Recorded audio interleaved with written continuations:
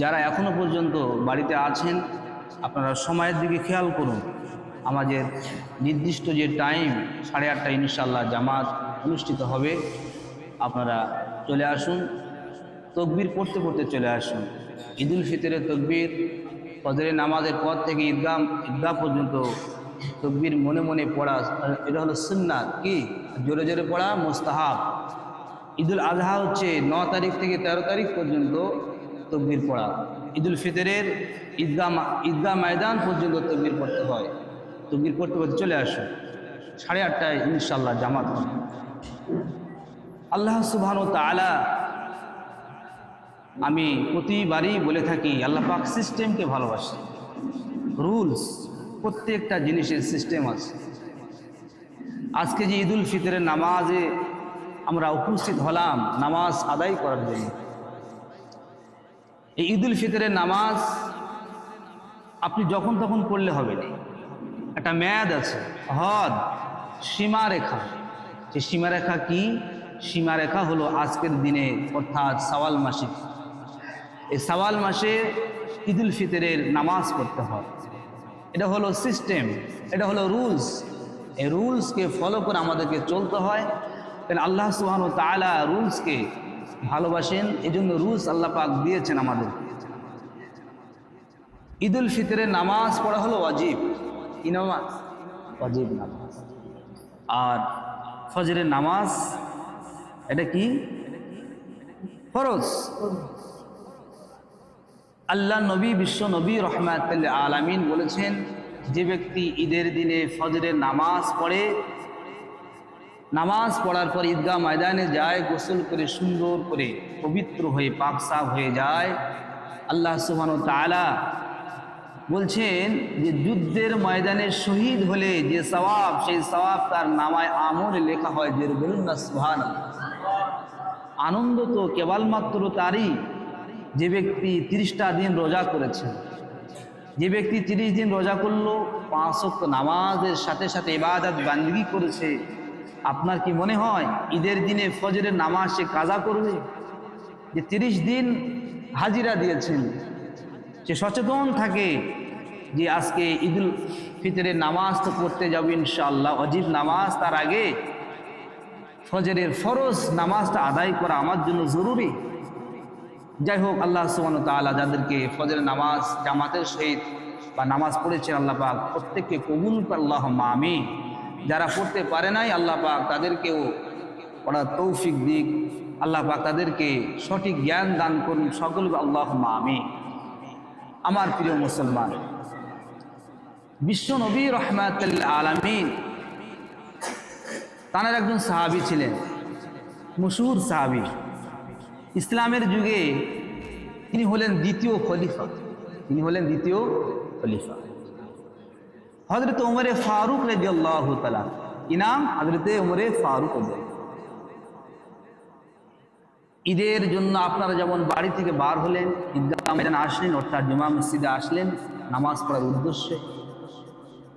ইমাম সাহেব কখন আসবেন, তিনি তাকরীর করবেন, বায়ান করবেন, বক্তব্য দেবেন, আপনার অপেক্ষায় থাকেন, তারপরে তিনি নামাজ পড়াবেন। অনুরূপভাবে ওমর ফারুক রাদিয়াল্লাহু তাআলা তখন খলিফা, তিনি ঈদের নামাজ পড়াবেন। কিন্তু হযরত ওমর ফারুক রাদিয়াল্লাহু তাআলা তিনি আসছেন না, টাইম ওভার হয়ে যাচ্ছে, টাইমটা অনেকটা আগে চলে যাচ্ছে, কিন্তু ওমর ফারুক আসছেন না। সাহাবায়ে কেরাম চিন্তা করতে লাগলেন, কি ব্যাপার, ওমর ফারুক যিনি আজকের ঈদের নামাজ পড়াবেন আমাদের, তিনি এখনো পর্যন্ত আসেন নাই। আল্লাহ নবীর মহাব্বতের সাহাবী হাবিবুল্লাহ জনাবে মুহাম্মাদুর রাসূলুল্লাহ সাল্লাল্লাহু আলাইহি ওয়াসাল্লামের একজন সাহাবী হযরত ওমর ফারুকের বাড়িতে গেলেন, সালাম দিলেন। সালাম দেওয়ার পরে হযরত ওমর ফারুকের হুজরার মধ্যে যখন গেলেন, হযরত ওমর ফারুক রাদিয়াল্লাহু তাআলা আনহু তিনি ঘরের মধ্যে, ওমর ফারুক রাদিয়াল্লাহু তাআলা আনহু যিনি ছিলেন আল্লাহ পাক যাকে এত মহাব্বত করতেন, প্যার করতেন, হযরত ওমরে ফারুক আল্লাহ পাক এত মহাব্বত করতেন। ওমরের কথাগুলো যখন ওমর বলতেন, কোরআন পাকে ৪২টা জায়গাতে ওমরে ফারুকের কথা আল্লাহ পাক বলেছেন। জোরে বলুন না সুবহানাল্লাহ। তানার কথাটা হুবহু কোরআনে আল্লাহ সুবহানাহু ওয়া তাআলা দিয়েছে। সে ওমরে ফারুক ক্রন্দন করছে। ওমরে ফারুককে জিজ্ঞাসা করা হলো, ভাই ওমর, আজকে ঈদের দিনে, খুশির দিনে আপনি কেন ক্রন্দন করছেন? ওমরে ফারুক রাদিয়াল্লাহু তাআলা বললেন, ও ভাই, আজকে ঈদের দিনে, খুশির দিনে কান্নার একটা কারণ হলো 30টা রোজা করলাম। 30টা রোজা করার পরে আল্লাহ পাক আমার রোজাগুলো কবুল করেছেন কিনা আমার জানা নাই। আল্লাহ পাক যদি আমার রোজাগুলো কবুল না করেন, আমার রোজা, আমার সেহরি, ইফতারি, তারাবি, আমার ইবাদত বান্দেগিগুলো সব বেকার হয়ে যাবে। এজন্য কেঁদে কেঁদে দরজারি করে ক্রন্দন করার মারফতে আল্লাহ পাক কান্নাকে মাহাব্বত করেন, কান্নাকে ভালোবাসেন। কান্নার বিনিময়ে যদি আল্লাহ আমার রোজাগুলো কবুল করে নেয়, আমাকে মাফ করে দেয়, এজন্য আমি বেশি বেশি ঈদের মাঠে যাওয়ার পূর্বে কান্না করি। যেটা বলুন না সুবহানাল্লাহ। তাহলে আমি আপনি কোথায়? সেই উমরে ফারুক রাদিয়াল্লাহু তাআলা ঈদের অনেক ঘটনা আছে। সংক্ষিপ্ত ঈদের সময় ঈদগাহ ময়দানে আসবেন, দুই বলছে যে বাচ্চাদের এখনই কেনাকাটা হয় নাই, কি হবে? জানার হাতে দায়িত্ব, পুরো কোষাগারের সমূহ দায়ী দায়িত্ব যা, সে ওমরে ফারুকের কেনাকাটা হয়। ওনার স্ত্রী বলেছিলেন যে আপনি চিঠি করুন, আপনি তো, আপনার দায়িত্ব যে আপনি 1 মাসের মাইনে আপনি আগাম বলুন। কি বুঝলেন? ওমরে ফারুক রাদিয়াল্লাহু চিঠি করেছিলেন, সংক্ষিপ্ত আকারে বলছি। তারপরে যে চিঠির উত্তরে যিনি খাদেম ছিলেন, মানে রক্ষণাবেক্ষণ করার দায়িত্ব যিনি ছিলেন, তিনি চিঠির উল্টোপিটি লিখে দিয়েছিলেন, 1 মাসের টাকা অগ্রিম আপনি নেবেন, আপনি 1 মাস বেঁচে থাকবেন এই গ্যারান্টি কে দেবে? কি বুঝলেন? সে ওমরে ফারুক। আমার প্রিয় মুসলমান, বিশ্ব নবী রাহমাতুল লিল আলামিন এই ঈদের দিনে আল্লাহ নবী, বিশ্ব নবী রাহমাতুল লিল আলামিন হুজুর পাক সাল্লাল্লাহু আলাইহি ওয়াসাল্লাম ঈদগাহ ময়দানে যাবেন। মশহুর ঘটনা, ছোট্ট বাচ্চা ছেলে দাঁড়িয়ে আছে, ক্রন্দন করছে। আল্লাহ নবী দাঁড়িয়ে গেলেন। জানাকে আল্লাহ পাক ওমা আরসালনাকা ইল্লা রাহমাতাল লিল আলামিন করেছেন।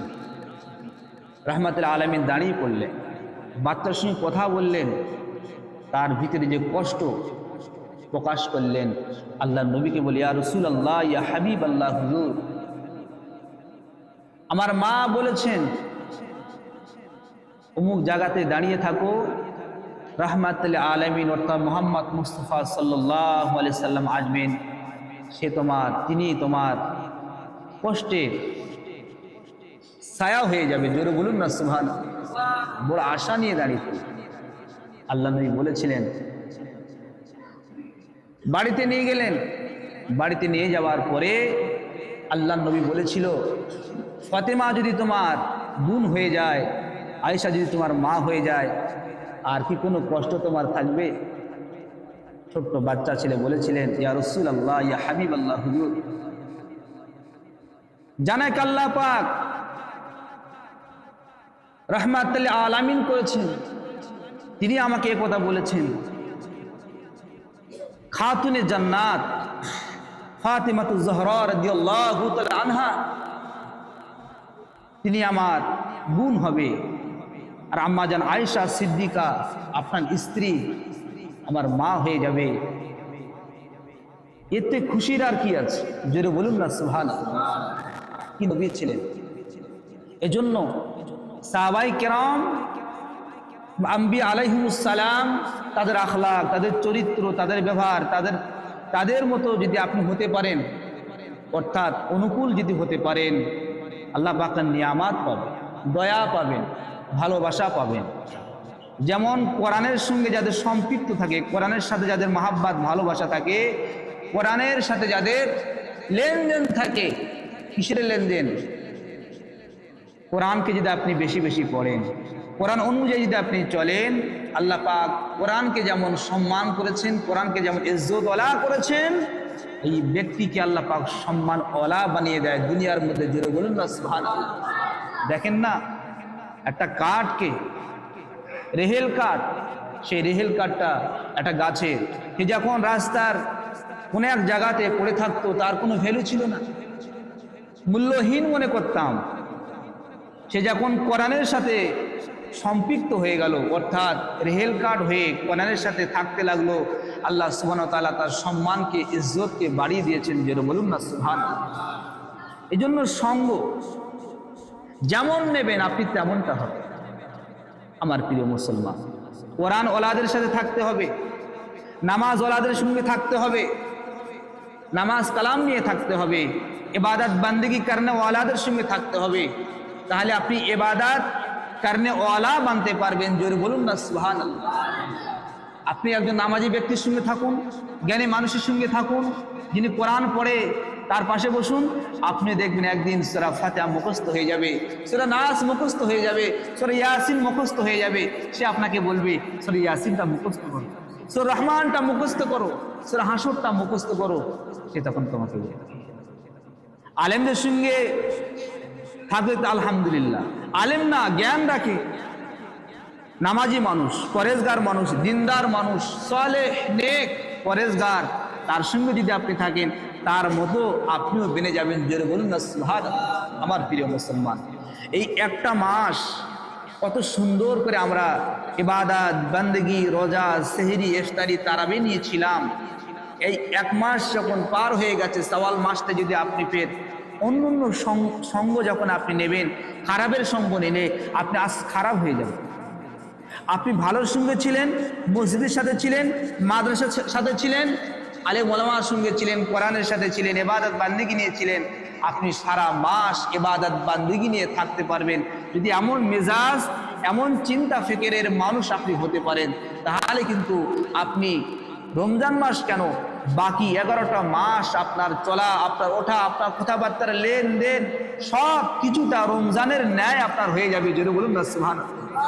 এজন্য করে আপনাকে বুঝতে হবে, আপনাকে জানতে হবে, ব্রেনটাকে আপনাকে কাজে লাগাতে হবে। রমজান মাস চলে যাওয়ার পরে আপনি যেমন ছিলেন রমজানের আগে তেমন যদি হয়ে যায়, আপনি নিজেকে প্রশ্ন করুন যে আমি এই কাজটা কি ঠিক করছি? আমি বেনামাজি ছিলাম, রমজান মাসে বেনামাজি, রমজান মাসে নামাজি হলাম, আবার বেনামাজি হয়ে গেলাম। একটা বিবেকের কাছে আপনার কেমন লাগে?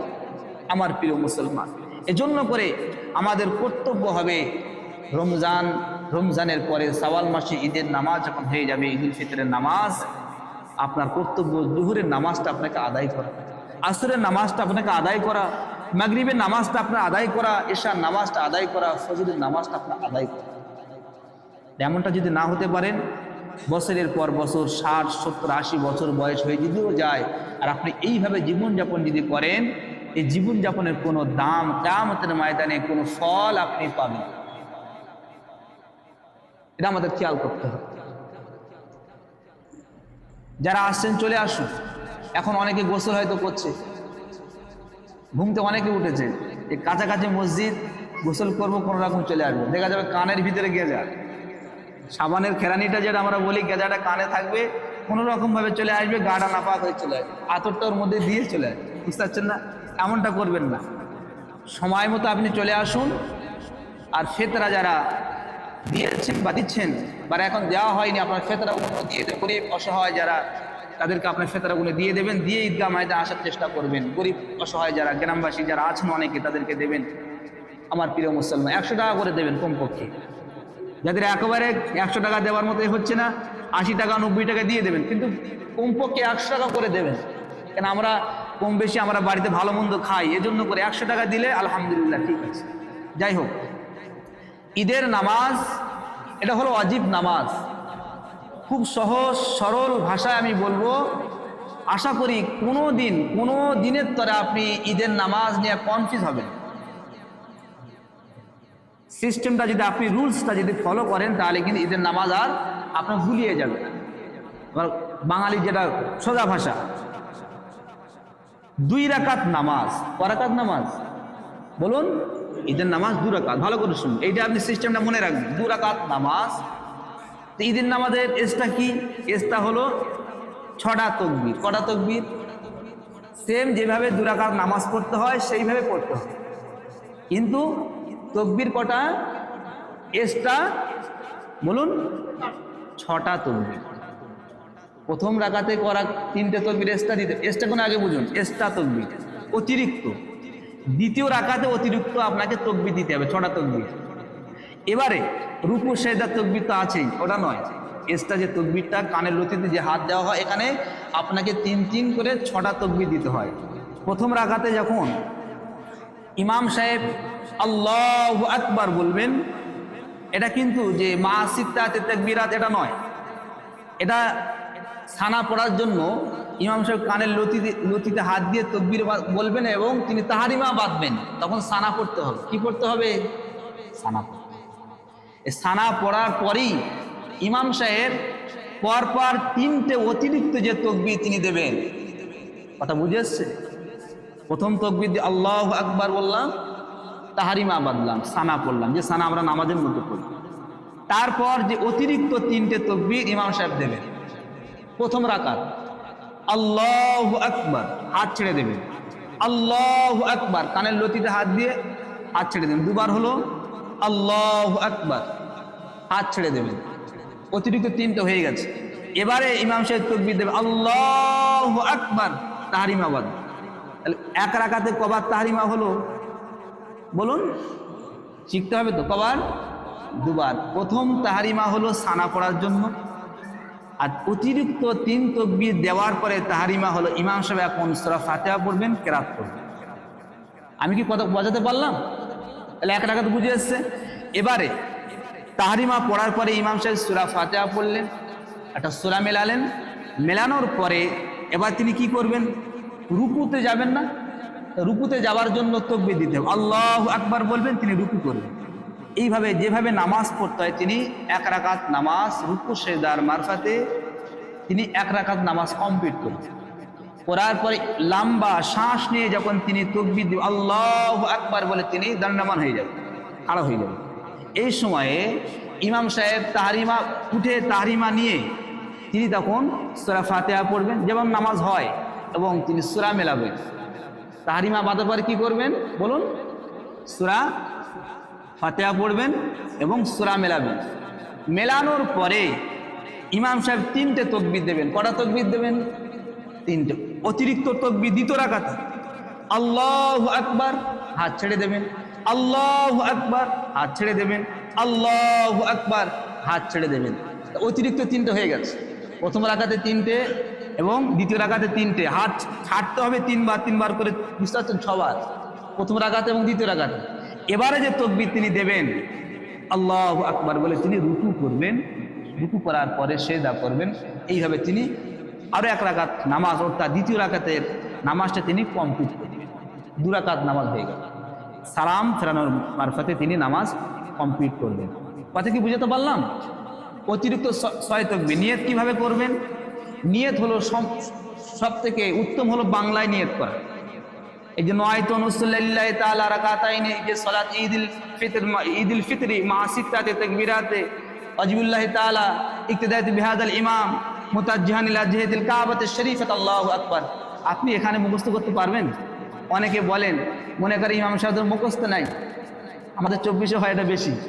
হুজুর এটা নিয়তটা বলে দেন, মানে আরবি নিয়ত তার মুখস্থ নাই, সারা বছর তার নিয়ত মুখস্থ হচ্ছে না। আরে বাবা, যিনি 1 বছর ধরে তুমি নিয়ত মুখস্থ করতে পারলেন না, আর ইমাম সাহেব আজকে ঈদের দিনই আরবিতে নিয়ত বলে দেওয়া আপনার মুখস্থ হবে? এটা হয় কি? ইম্পসিবল। এই জন্য বাংলায় করবেন, বুঝতে পেরেছেন? বাংলায় কি করবেন? যে আমি এই ইমামের কেবলামুখী হইয়া এই ইমামের পিছনে 6 তাকবীরের সাথে ঈদুল ফিতরের ওয়াজিব নামাজ পড়িতেছি, আল্লাহু আকবার। ব্যাস, আপনি নির্দিষ্ট করবেন কাবা, ইমাম এবং কিসের নামাজ পড়ছেন? ঈদের ওয়াজিব নামাজ পড়ছেন 6 তাকবীরের সাথে। এটা আপনাকে উল্লেখ করতে হবে। উল্লেখ করে আপনি নিয়ত করবেন, এটা হলো আপনার নিয়ত। আর যেহেতু আমরা এসছি নিয়ত করে বাড়ি থেকে ঈদের নামাজ পড়ার জন্য, ওয়াজিব নামাজ, এটা হলো নিয়ত। ইন্নামাল আমালু বিন্নিয়াত ওয়া ইন্নামা লিইমরিন মা নাওয়া ফামান কানাত হিজরাতুহু ইলাল্লাহ। যাই হোক, আমার প্রিয় মুসলমান যারা বাইরে আছেন, আপনারা পাশে মানে উজুখানাতে জায়গা ওখানে হয়েছে এবং মসজিদের উপরে, বিশেষ করে যারা মসজিদের উপরে আছেন, ছোট ছোট যে বাচ্চাগুলো আছেন, আপনারা খেয়াল করবেন যে তারা যেন ছাদের উপরে উঠে, যেহেতু ওখানে ঘেরা নেই, একটু খেয়াল রাখবেন যেন কে পড়ে না যায়। এটা যারা উপরে বড়রা যারা আছেন, সিনিয়র, খবরদার খেয়াল রাখবেন, অনুরোধ। ছোট ছোট বাচ্চা যারা আছেন তাদেরকে মিডিলে একটা সাইডে করে দেবেন এবং ছাদের কানাতে যেন কেউ না যায়। যারা আছেন আল্লাহ পাক আপনাকে ভালো করবেন, খেয়াল করবেন। আমাদের সন্তানেরা সেখানে আছে, অনেকে ছোট ছোট বাচ্চা, ঈদের দিনে খেয়াল করবেন। কাতারটা সোজা করে নেন, নিয়ে একটু সুন্দরভাবে বসে যান।